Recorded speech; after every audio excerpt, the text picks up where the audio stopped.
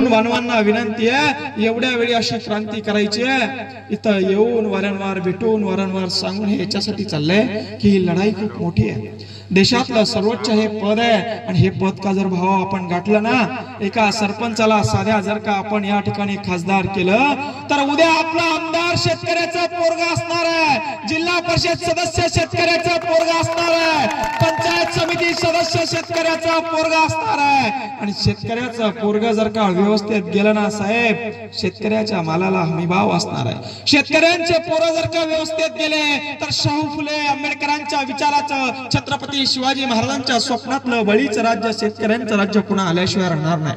म्हणून आपल्या पोरांना मोठा करा.